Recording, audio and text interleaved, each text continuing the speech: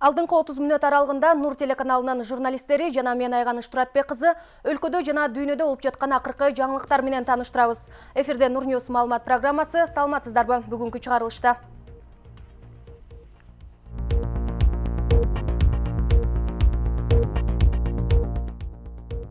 Кыргыз-тажик чек арасында кайрадан жаңжал. Тажик тараптан атылган октон бактыга жараша жабыркагандар жок.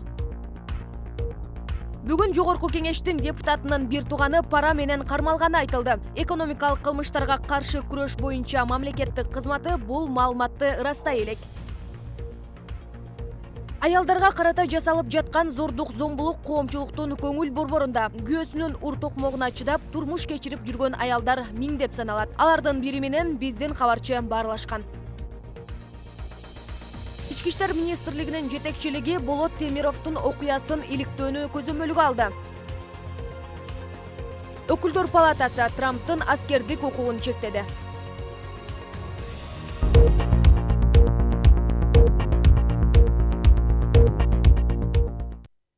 Кыргыз-тажик чек арасындагы жаңжалдан кийин 250гө чукул адам коопсуз жерге көчүрүлдү. Бул туурасында өкмөттүн Баткен облусундагы ыйгарым укуктуу өкүлүнүн басма сөз катчысы билдирди. Айтымында жай тургундардын арасында аялдар, кары картаңдар жана кичинекей балдар дагы бар. Ошондой эле чек арадагы абал салыштырмалуу туруктуу экени, ал эми күч түзүмдөрү күчөтүлгөн тартипте иш алып барып жаткандары белгилүү болду. Кыргыз-тажик чек арасындагы кырдаал турукташып калды. Бул туурасында мамлекеттик чек ара кызматынан билдиришти. Маалыматка ылайык, чек ара кызматы учурда күчөтүлгөн тартипте иштөөгө өткөн. Ал эми өткөрүү пункттары штаттык режимде иштеп жатат. Кыргыз-тажик мамлекеттик чек ара тилкесинде жагдай азыр айрым бир чыңалуу элементтери сакталып, салыштырмалуу туруктуу деп мүнөздөлүүдө. Кыргыз-тажик мамлекеттик чек ара тилкесинде жайгашкан баардык көзөмөл жайлары штаттык режимде иштеп жатат. Акыркы жагдайга байланыштуу Кыргыз-тажик мамлекеттик чек ара тилкесиндеги күч түзүмдөрдүн ишин координациялоо үчүн чек ара ведомствосунун төрагасынын биринчи орун басары башкы штабтын башчысы полковник Абдикарим Алимбаев Баткен облусуна учуп кетип, ошол жерде ишти координациялоодо. Расмий билдирүүлөргө ылайык, чырды тажик тарап баштаган. Коңшу мамлекеттин бейтааныш жарандары чек арага жакын жайгашкан аймактын тургундарына биринчилерден болуп ташыргытышкан. Бирок Тажикстан тарап жаңжалга кыргыз жарандары күнөөлүү дешүүдө. Тажикстандын белгисиз жарандары Кыргызстан жаранына тиешелүү унааны ташып баран калышкан. Анын натыйжасында унаанын айнектери талкаланып, жаракат алгандар да бар экендиги анык болду. Кыргызстан жарандары кийинчерээк көп өтпөй Баткен шаарынан Көкташ айылына кетип бараткан дагы бир Кыргызстан жарандагы Тажикстан жарандары ташып баран калышкан дагы. Анда да маңдайга айнектер талкаланган. Кийинчерээк түнкү саат 2:40 чамасында белгисиз адамдар келип Кыргызстандын жаранына таш ыргытып, таш менен ургулашкан. Ал үйгө бара жаткан чек арачылар менен күч түзүмдөрүнүн өкүлдөрү дагы Тажикстан тараптан майда калибрлүү куралдан ок чыгарылып, Кыргызстан жарандарына карата ок чыгарылган. Ок атуулар бир топко чейин улантылып кайталанып турду тажик тараптан. Таңда бул ок чыгаруулар тажик тараптан чыгараткан октор токтотулган. Ар дайым балдарын жана өздөрүнүн өмүрү бижактын бизинде жашайт. Качан гана бийлик өзү ошол жердин, ошол күйгөн Байбалаевтай адамдарын ошол жерге коймоюнча, ошол жердеги бийликтин бутактарына өзүгө кеңири бийлик ошолорго ыйгарым укук бериш керек. Алар түнбү күнбү Жеңиш Разаков сиз качан келесиз деп душмандарды карап отура албайт. Бийлик бүгүн элдин душманындай эле болуп атат. Бул жерде аткаруу бийлик иштебей жатат. Ошондуктан муну чечүүнүн механизмин элдин жүрөгүндө биз мына бергиле деп ошондо да көтөрүп чыкканбыз. Ошол жерге чек аранын жээгине үйлөрдү берсин. Чек ара кызматы таш ыргытуулардан майда барат жаракат алган кыргыз жарандары бар экенин билдирди. Бирок Саламаттык сактоо министрлигинин басма сөз кызматы аймактык ооруканаларга кайрылгандар болбогонун айтты. Анткени менен жарандардын коопсуздугу үчүн тургундар башка жакка көчүрүлгөнү кабарланды. Көкташ айылынын 250 тургундары айылдагы орто мектепке ушул убактылуу коопсуз жайга чыгарылган. ал жерде учурда улгайган адамдар, аялдар жана балдар болууда. Аларга керектүү болгон баардык жардамдар көрсөтүлүүдө. Азырынча тургундар ушул абал толук турукташканга чейин ошол жерде болуп турат. Сүйлөшүүлөрдүн жыйынтыгы менен алар үйлөрүнө кайтышат деп маалымат бере алабыз. Адистердин айтымында чек ара маселеси 30 жылдан бери уланып келет жана ал бир тараптуу чечилбейт. Анткени менен Баткен облусунун айрым тургундары өкмөттү чек арага аяр мамиле жасоого чакырып, чек арадагы чыр кырдаалды жөнгө сала турган чечкиндүү кадрлардын жоктугунан улам келип чыгууда дешет. Биз бири-бирибизге күйбөгөндүктөн бир уйдун мүйүзүнө урса уйчалык жок болуп калдык кыргыздар. Өлө берсин ошол жакта тажик менен биз өгөй баладайбыз. Дайым айтып келем. Өгөй баладай мамиле кылгандыгынын залакасында ошо Жеңиш Арасаков койгон чечкинсиз кадрлардын залакасы ошол жердеги элди кол кылды, кор кылды. Жеңиш Арасаковдун өзү аким болуп, губернатор болуп турганда маңдайынан атканда кыла албаган Жеңиш Арасаков бүгүн кыла алабы? Премьер-министр Мухаммедкалый Абылгазиев болсо чек арадагы жаңжалга байланыштуу күч түзүмдөрүн мамлекеттик чек араны кайтарууну жана коргоону күчөтүү боюнча тапшырма бергени белгилүү болду. Анархан Алтымышева, Равшан Тойчиев, Нурньюз, Бишкек. Кыргызстандын вице-премьер-министри Жеңиш Разаков Тажикстандын вице-премьер-министри Азим Иброхим менен телефон аркылуу сүйлөштү. Сүйлөшүүнүн жүрүшүндө тараптар Баткен облусунда болгон окуядан кийин кырдаалдын курчушуна алып келбөө, ошондой эле кандайдыр бир чагымчылдыкка алдырбоо боюнча комплекстүү чараларды өткөрүүнүн маанилүүлүгүн белгилешти. Чек арага чектеш аймактардагы чыңалууну жоюу боюнча эки жака бирдей болгон чараларды кабыл алуу маанилүү экенин айтышты. Эки өлкөнүн вице-премьер-министрлери Кыргыз-Тажик мамлекеттик чек арасын делимитациялоо жана демаркациялоо боюнча өкмөттүк делегациялардын жумушчу топторуна 2020 жылдын январь айында Кыргыз Республикасынын аймагында кезектеги жолугушууну өткөрүү тапшырмасын беришти. Ошондой эле тараптар биргеликте окуяны ар тараптуу иликтөөнү өткөрүү тууралуу макулдашышты.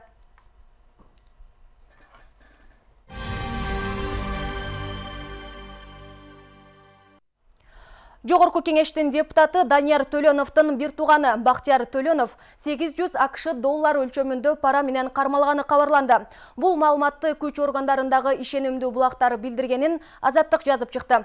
Экономикалык кылмыштарга каршы күрөш боюнча мамлекеттик кызматтын басма сөз катчысы кийинчерээк толук маалымат берилерин айткан. Бактияр Төлөнов мамлекеттик миграция кызматынын маалыматтык кеңеш берүү борборунун директору. Ал кыргызстандыктарга чет элде иштөөгө квота берген комиссиянын төрагасы болуп та иш жүргүзөрүн Кактус медиа басылмасы жазды. Баштапкы маалыматтарга караганда шектүү 9 январда кечке жук Бишкектеги кафелердин биринде пара менен колго түшкөн. Аялдардын өлүмү, зомбулукка кабылуусу өлкөдө оорчундуу маселени жаратууда. Жакында эле Баткен жана Нарын облустарында өз күйөөсүнөн токмок жеп каза болгон аялдар жана жолдошу аялын бензин менен өрттөп жиберген окуя жуманын оор кабарларынан болду. Буга кайдыгер эмес премьер-министр Мухаммедкалый Абылгазиев кызыл камчы күйөөлөр жазасыз калбай турганын билдирди. Бүгүнкү күндө да өлкөдө миңдеген аялдар күйөөсүнүн ур токмогуна чыдап жашап келе жаткандар бар. 20 жылдын биринчи жумасында эки келин өз күйөөсүнүн ур токмогунан бул дүйнө менен кош айтышты. Алардын бири Баткенде катталса, бири Нарында. Азаттыктын маалыматына таянсак, Баткендеги 26 жаштагы келиндин өлүмү боюнча жакындары көп жылдан бери кайын журтунан кордук көрүп жүргөнүн билдиришкен. Кочкор районундагы 37 жаштагы келинди жаңы жыл күнү күйөөсү токмоктоп өлтүргөн. Эки келинди тең күйөөлөрү камакка алынган. Алардын артында 5 бала жетим kaldı.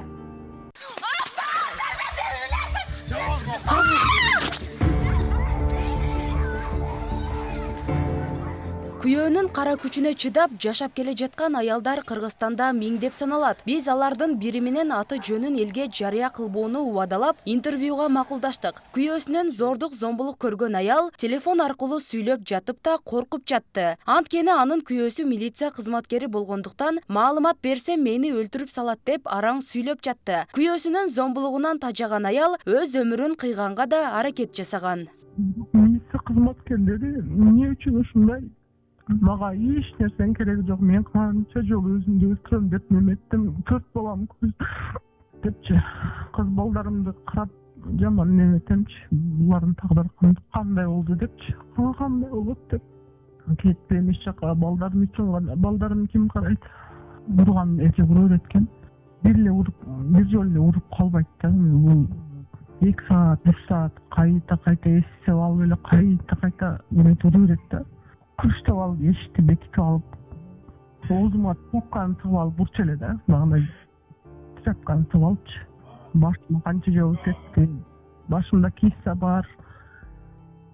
Аты жөнү айтылбаган аял ур тепкиден улам укук коргоо органдарына арызданып, тиешелүү тараптарга кайрылганы менен жолдошу күч кызматында эмгектенгендиктен майнап чыкпай келет. Жакындары да аны ажыраштыра алган эмес экен. Эми болсо кайсыл жакка кайрылып, кандай кадамга баруунун жолун таппай олтурат. Милиция кызматкерлери көп эле аялдарына кол көтөрөт деп билгендерденчи. Жолу травматологияга жаттым, көп жолу эксперттерге кайрылдым, кризис центрде көзөмөлүндө турамын. Канча жолу бәріне жаздым.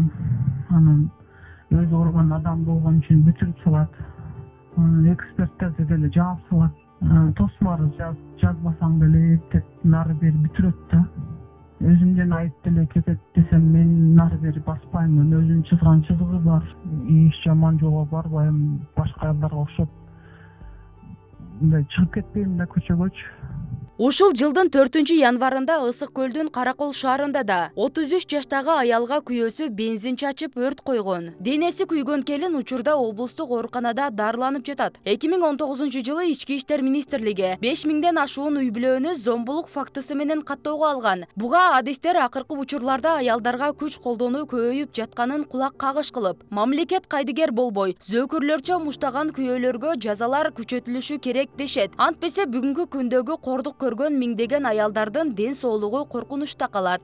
Бул болот экен, болуп атат экен, болот экенде ушундай бир акмактар бар экен, акмактар гана ушуну жасайт экен дегендей эле кайдыгер кол шилтөө болуп калып атат да. Ошон үчүн бул мамлекеттик деңгээлде бир бардык уюмдар бир эле мамлекетке да жүктөшүбүз керек. Коомдук уюмдар менен бирге жергиликтүү бийлик абдан катуу иштеш керек. Bir целый bir механизм, целый bir мамлекеттик орган иштеш керек да. Маалыматтар боюнча 2018 зомбулуктун айынан 62 аял өлгөн, 282 аял түрдүү жаракат менен ооруканага түшкөн. Мындан тышкары кризистик борборлордо да жан сактап жаткан аялдар аз эмес. Көп учурда милиция кызыл камчы күйөөлөргө көңүл кош мамиле кылары айтылат. Көз карандысыз уюмдардын маалыматы боюнча дүйнөдө күн сайын жакындарынын колунан 137 аял көз жумат. Бактыгүл Мираддилова, Адилет Нишамбаев, Нурньюз. Кумтөрдө өткөн жылдын 1 декабрында жер көчкүдөн соң дайынсыз болгон ишкананын Токен бөлүмүнүн мастери Өмүрбек Ишенбеков жана бульдозерчи Жолдош Жунушевди издөө токтотулду. Бул тууралуу Өзгөчө кырдаалдар министрлигинин орун басары Калыс Акматов билдирди. Анын айтымында 9 январда жоголгон жумушчулардын туугандары ишкана өкүлдөрү менен кеңешип издөөнү токтотуу боюнча чечим кабыл алынган. 1 декабрь күнү таңга мал Ысый мөңгүсүнүн жанындагы жер катмары көчүп түшкөндө, ал жерде иштеп жаткан 2 жумушчу Токен бөлүмүнүн мастери Өмүрбек Ишенбеков жана бульдозердин айдоочусу Жолдош Жунушев дайынсыз жоголгон. Андан бери кендеги казуу иштери токтоп, жумушчуларды издөө жүрүп жаткан. Борбор Азиядагы эң ири алтын кендердин бири болуп саналган Кумтөрдү канадалык Центера Голд компаниясы иштетет. Ички иштер министрлигинин жетекчилиги факт-чек порталынын редактору журналист Болот Темировдун токмоктолушуна байланыштуу фактыны көзөмөлгө алды. Бул тууралуу мекеменин басма сөз кызматы билдирди. Бишкек шаардык милициясы журналистти сабагандарга издөө жарыялады. Анын алдында акыйкатчы Токон Мамытов билдирүү таратып, Темировдун окуясын жакшылап иликтөө зарыл экенин, Ички иштер министрлигинин жетекчилиги окуянын чоо жайын тактоону колго алышы керек болорун билдирген. Кыргызстанда коррупциялык көрүнүштөрдү жана бийлик өкүлдөрүнүн мыйзамсыз аракеттерин ашкерлеген журналисттин иликтөөлөрү менен белгилүү болгон факт-чек порталынын редактору журналист Болот Темировго 9 январда түшкү мал Бишкекте басылманын кеңсесинин жанынан белгисиз 3 жигит кол салган. Алар журналистке бир нече сокку уруп, телефонун тартып алышкан. Темиров муну өзүнүн кесиби менен байланыштырууда.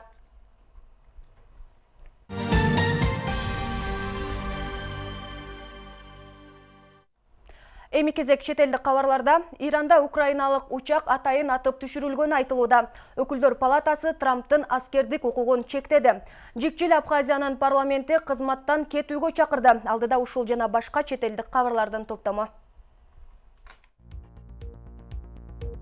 Австралиядагы үзгүлтүксүз өрттөн улам 1 миллиард 25 миллиондон ашык жаныбар өлгөн. Мындай маалыматты Жапайы табият боюнча дүйнөлүк уюму билдирди. Айрыкча Жаңы Түштүк Уэльс штатынын райондорунда миллиондогон коалалар менен кенгурулар жок болгон. Экологдор өрттөн жабыркаган жапайы жаратылышты оңдоо үчүн ондогон жылдар кетерин белгилеп жатышат. Кошумчалай кетсек, Токойдогу өрттүн кесепетинен, абанын ысыктыгынан Австралиядагы төөлөр сууну башка жаныбарларга караганда көбүрөөк талап калгандыктан, суусаган жапайы жаныбарлар адамдардын турак жайларына чейин келип, алардын сууларында ичип кетишүүдө. Адамдардын да өмүрүнө коркунуч келтирип жаткандыктан, төөлөрдүн санын кыскартуу, өрт күч алып суу тартыш болгон аймактардагы төөлөрдү жок кылуу чечими кабыл алынган.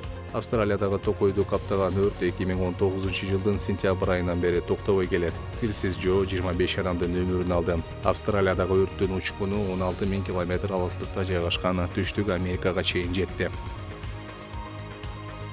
Америка Конгрессинин өкүлдөр палатасы президенттин Иранга каршы аскердик акция жүргүзүү укугун чектеген резолюцияны жактырды. Сунушту дээрлик бардык демократтар колдоп, республикачылар каршы добуш беришти. Демократтар үстөмдүк кылган палатадагы көпчүлүк мыйзам чыгаруучулар ирандык таасирдүү генерал Касем Сулейманини өлтүрүүгө кандай негиз болгон деген Ак үйдүн түшүндүрмөсүнө анча ынанбай турушат. Буга чейин спикер Нэнси Пелоси генералдын өлтүрүлүшүн чагымчыл сокку деп атаган. Документке ылайык мамлекет башы Американын куралдуу күчтөрүн Иранда же Иранга каршы согуштук аракеттерди колдонууну токтотууга тийиш. Дональд Трамп ошондой эле андай аракеттерге Конгресс менен кеңешүүдөн кийин барууга милдеттүү делинет. Пелоси Конгресс аткаруучу бийликте көзөмөлдөө вазифасын аткарып, америкалыктардын коопсуздугун камсыздап жатат десе, республикачылар мындай кадам тескерисинче Американын коопсуздугуна зыян келтирет деген пикирин айтышат. Сөз болгон резолюция Сенат колдосо гана аткарууга милдеттүү болмокчу. Бирок жогорку палатаны Трамптын республикачыл тарапташтары көзөмөлдөгөнүн эске алуу менен документ өтпөйт деп болжолдосо болот. Добуш берүү Иран, Америка баштаган коалиция күчтөрү жайгашкан Ирактагы базаларга ракета аткандан 2 күндөн кийин болду. Вашингтон менен Тегерандын тиреши 3 январда америкалык аскерлердин соккусунан Ирандын тандалма Кудс күчтөрүнүн кол башчысы Сулеймани каза тапкандан кийин огу бетер курчуду.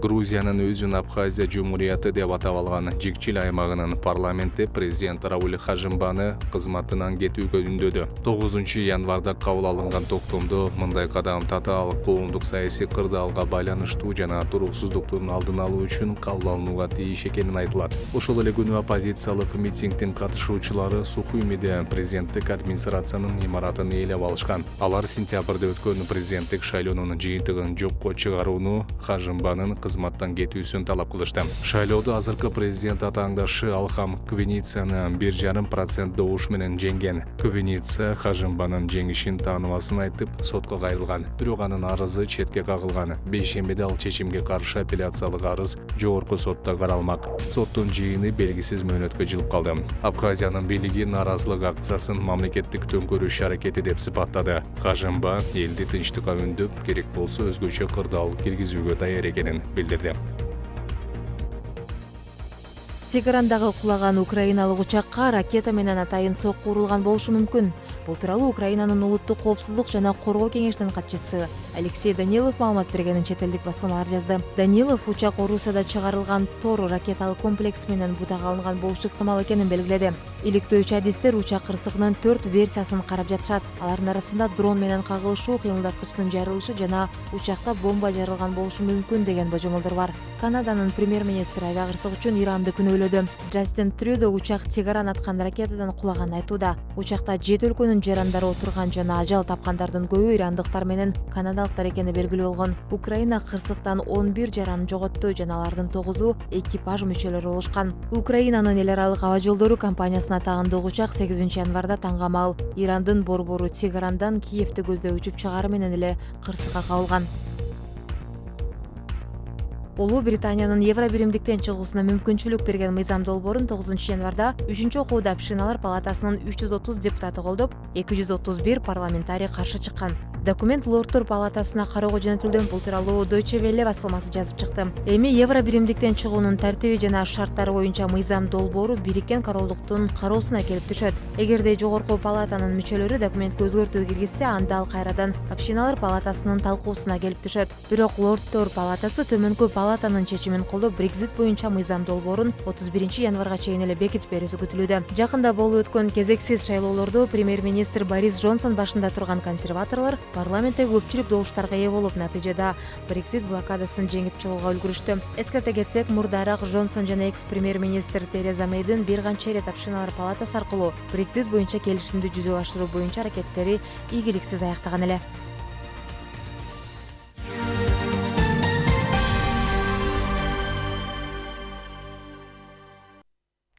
Бишкек шаарынын түштүк жагында Кыргызстандын жана Азербайжандын достук паркы курулат. Бул боюнча макулдашуу 2018 жылы Чолпон Ата шаарында, 2019 жылы Баку шаарында болуп өткөн Түрк саммитинин алкагында эки мамлекет башчыларынын сүйлөшүүлөрүнүн жыйынтыгында жетишилген. Бул тууралуу мамлекет башчысы Сооронбай Жээнбеков бүгүн Кыргызстандын жана Азербайжандын достук паркын курууга капсула салуу аземинде билдирди. Мындан тышкары Азербайжан тарап Бишкек шаарынын Көкжар конушунда орто мектеп куруу ниетинде. Мамлекет башчысы бул иш-чаралар буга чейин жетишилген макулдашуулардын алкагында ишке ашырылып, эки өлкөнүн ортосундагы достуктун жана кызматташтыктын жогорку деңгээлинин далили экенин белгиледи. Парк Азербайжан президенти Ильхам Алиевдин 2020 жылы Кыргызстанга боло турчу расмий визитинин алкагында ачылары белгиленди. Бишкек шаарынын мэриясынын маалыматына ылайык, Кыргызстандын жана Азербайжандын достук паркы 5,5 гектар аянтка жайгашат. Башка инфраструктуралардан тышкары бул жерге фонтандар, бассейндер, ачык амфитеатр, балдар аянтчалары жана башкалар орнотулат. Ош шаарындагы жаш парламентарий мектебинин мүчөлөрү жогорку кеңештин депутаты менен жолукту. Эл өкүлү жигердүү жаштардын суроолоруна жооп берип, аларды алдыда чоң ийгиликтер күтүп турарын кошумчалады. Парламентарий мектебине 18 жаштан 35 жашка чейинки жаштар кабыл алынган. Аларга бүгүн төш белгилер тагылды. Жаштар менен болгон жолугушуу шаардык кеңештин жыйындар залында өттү. Темага кабарчыбыз кененирээк токтолот. Ош шаардык кеңешинин жыйындар залы. Бул жолу эл өкүлдөр эмес, жаш парламентарий мектебинин мүчөлөрү бул залга чогулушту. Жигердүү жаштар менен баарлаш үчүн жогорку кеңештин вице-спикери Аида Касмалиева, шаардык кеңештин төрагасы Жапар Ормонов жаштарды кабыл алды. Рахмат, Аида Касмалиева. Келечекте эл жүгүн көтөрөбүз деп кадам таштаган жаштарга атайын төш белгилер тагылып, куттуктоолор айтылды. Жаш парламентарийдин мүчөлөрү коомдогу жаштардын жана элдин көйгөйүн жогорку кеңешке сунуштап, келечек муунун пикирин жогорку кеңешке жеткизүүгө аракет жасаш керектигин депутат Айым Баса белгиледи. Өзүңөрдү көрсөтүп анан кийин жоголуп кетпеш керек да, бул бир чоң нерсеге айланыш керек. Парламенттин алдында дагы көбүрөөк ушундай жаш парламент болсо, силерден кийинки парламентке, силерден болбосо ошол баскычтарды өтүп, ошол жаштар парламентке настоящий деп коюлуп, чыныгы парламентке келиш керек да, ошондой система түзүлүш керек. Жаштардын башын бириктирген бул долбоорду жарандык идеялар фонду колго алган. Жаштар бир гана көйгөйлөрдү айтпастан, жаштарды туура нукка буруу жана аларды терс көрүнүштөн арылтуу боюнча да иш-аракеттердин үстүндө жумуш алып барышат. Кээ бирки жаштарыбыз бар, өздөрүнүн идеялары жакшы, бирок алар өздөрүнүн идеяларын кайсы адамга, кайсы тармакка жеткизишин билбейт да. Ошон үчүн биз жаштар менен тыгыз, Кудайым буйрса 2020 жылы жаштар менен тыгыз иштеп, алардын идеяларын биз Кудайым буйрса жогорку кеңештин депутаттарына жана керектүү тармактарга жеткизип беребиз.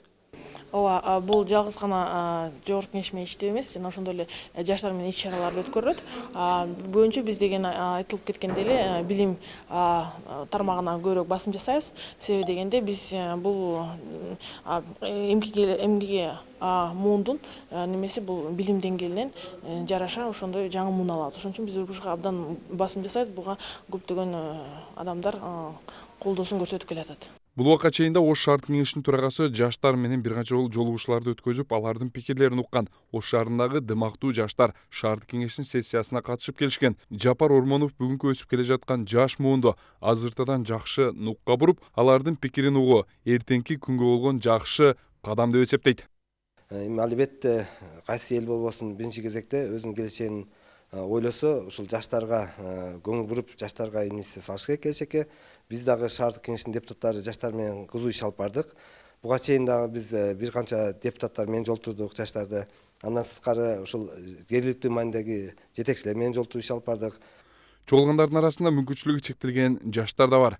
Жогорку кеңештин депутаты менен болгон баарлашууда жаштар өздөрү кызыккан ар кайсы багыттагы суроолорду эл өкүлдөрүнө берип, жоопторду угушту. Мен өзүм суроо берейин дедим. Азыр сиз жаштар жыйынында квота бар деп айттыңыз. Мен сурайын дегеним, денсаулыгы мүмкүнчүлүгү чектелген адамдарга квота барбы? Анан болгон болсо ошо канча процент? Ошону жооп берип койсоңуз. Мүмкүнчүлүгү чектелгендер боюнча квота бар, бирок канча пайыз экени эсимде жок. Бирок сөзсүз ошол партия өзүнүн тизмесине алат. Жаш парламентарый мектеби Ош шаарында өткөн жылы уюштурулган. Бүгүнкү күндө Ош шаарында жогорку окуу жайда окуган жана идеяларга бай болгон 25 бала тандалып алынган. Алардын жаш курагы 18 жаштан 35 жашка чейинки жаштар. Таткаш Абдан, Актилек Акылбек уулу, Нур Ньюс. Урматтуу телекөрүүчүлөр, Нур телеканалынын мобилдик репортеру өз ишин улантууда. Мында коомдо болуп жаткан окуяларды, көйгөйлөрдү эфир аркылуу жеткирүүгө мүмкүнчүлүгүңүз бар. Ал үчүн 0553 53 0005 WhatsApp номери сутка бою кызматта. Биздин эфир сиздер үчүн гана иштемекчи.